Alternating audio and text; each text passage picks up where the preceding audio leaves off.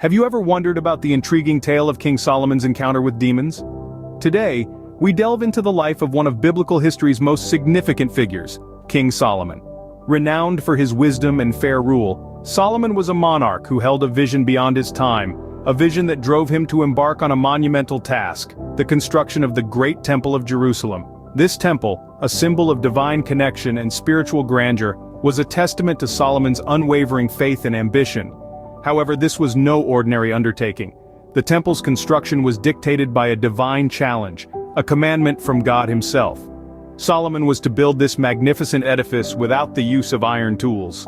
A task that seemed impossible, yet Solomon's wisdom would prove to be the key. But constructing this temple came with a divine challenge, God's commandment against using iron tools.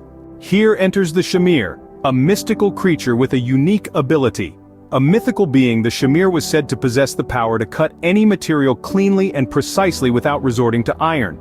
This attribute made it a powerful tool, especially in an era where the use of iron was deemed blasphemous in the construction of holy sites.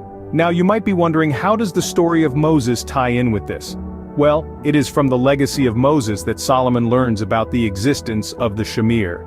The Shamir was said to have been used by Moses himself while engraving the names of the 12 tribes of Israel into the sacred stones of the ephod, a ceremonial garment. This miraculous creature, the Shamir, was therefore revered, its existence becoming a part of the lore handed down through generations. King Solomon, in his wisdom, saw the potential to harness the Shamir's unique ability to fulfill his divine mandate. He recognized that in using the Shamir in the construction of the Great Temple, he could adhere to the sacred commandment against using iron, a metal associated with war and destruction. But the Shamir was not an entity easily found. Its existence was shrouded in mystery, its whereabouts unknown. According to the Talmud, the Shamir was created during the twilight of the sixth day of creation, a moment suspended between reality and the divine. It was said to be so small that it could be easily overlooked, yet its power was beyond comprehension. And so, King Solomon was faced with a dilemma. He knew of the Shamir's existence, he understood its unique ability, and he recognized its potential to help him fulfill his divine mission. Yet, the Shamir remained elusive, hidden from the eyes of men. So, the question that loomed large was, how could Solomon locate this mystical creature? How could he find the Shamir, a being so closely tied with the divine yet hidden in the realms of the earthly? With the Shamir, Solomon could build the temple, but where could he find this elusive creature? Solomon decided to take a path less trodden, to imprison demons. Unorthodox, yes, but Solomon was known for his wisdom, and in this case his wisdom led him down a shadowy path, a path that involved the supernatural beings of Hebrew lore, the demons. With his goal set on the Shamir, Solomon knew he needed to locate this mystical creature to fulfill his divine mission of building the Great Temple. But the Shamir was elusive, its whereabouts a secret known only to a select few. Among these few was Ashmadai, the king of demons, a being of immense power and cunning, imbued with knowledge beyond human comprehension. Solomon understood that to gain this knowledge, he would need to tread on dangerous ground. He would need to capture and imprison demons, a feat that required not just wisdom but courage, strategy, and a dash of divine intervention. And so Solomon turned his attention to Ashmadai, the king of demons. Why Ashmadai? Because he held the key. Ashmadai, in his vast knowledge, knew where the Shamir resided.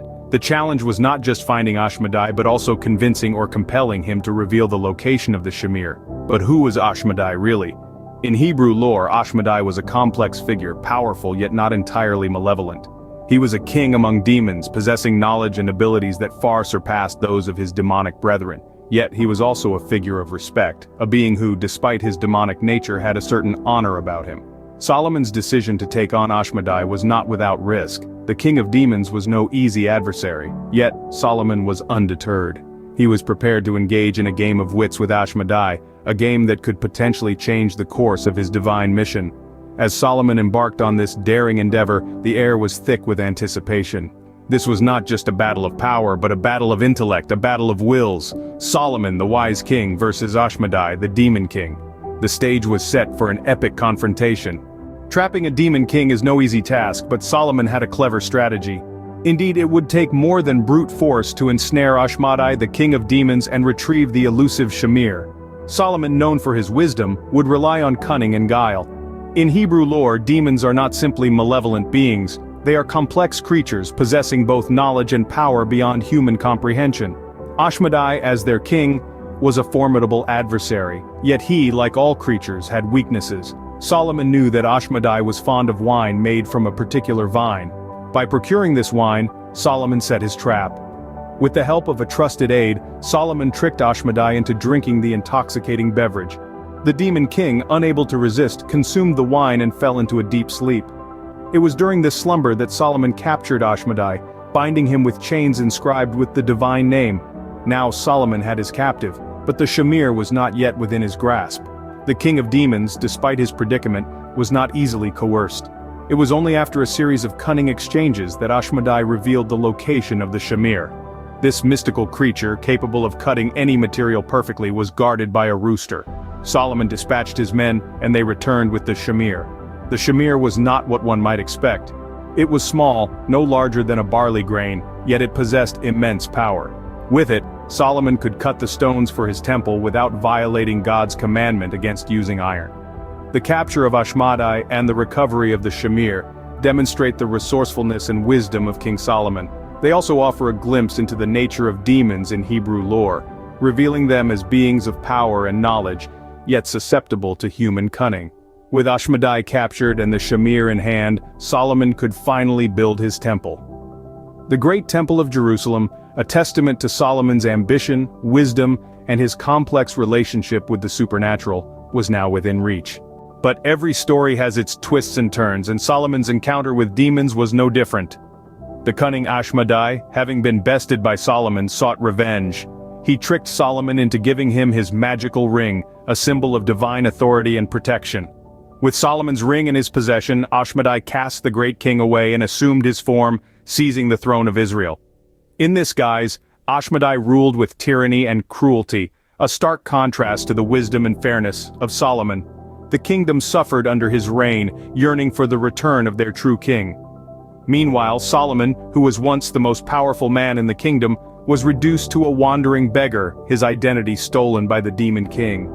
Yet even in his downfall, Solomon's wisdom did not desert him. He roamed the land, learning from his experiences and gaining new insights about his people and their struggles.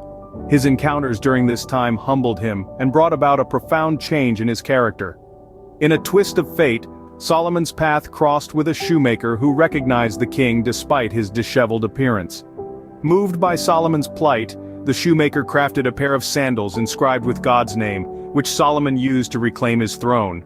Upon his return, Ashmadai was exposed and banished, and Solomon once again ruled with wisdom and justice. But the experience left a lasting impact on Solomon. The encounter with demons, his downfall and return to power served as a stark reminder of the frailty of power and the importance of wisdom. He remained wary of Ashmadai, forever conscious of the deceit and trickery of demons. This chapter of Solomon's life, filled with intrigue and lessons, underscores the complex nature of his reign. It paints a picture of a wise king who, despite his divine wisdom, was not immune to deception, and who, despite his downfall, found the strength to reclaim his throne. So, what can we learn from this fascinating tale? King Solomon's encounter with demons is more than just an intriguing tale. It offers a rich canvas for reflection, interpretation, and scholarly exploration. This narrative, steeped in mystique, provides profound insights into the nature of power, wisdom, and the human condition. It prompts us to question, what lengths will one go to fulfill a divine commandment? How does one handle the weight of such wisdom and power? The story also sheds light on the complex representation of demons in Hebrew lore, adding another layer to our understanding of biblical narratives. It paints a picture of King Solomon not just as a wise king, but as a deeply flawed, yet resilient human being. The confrontation between King Solomon and Ashmadai, the king of demons, serves as a reminder of the constant struggle between good and evil, wisdom and folly. King Solomon's confrontation with demons remains a captivating narrative, inviting us to delve deeper into biblical lore and its enduring mysteries.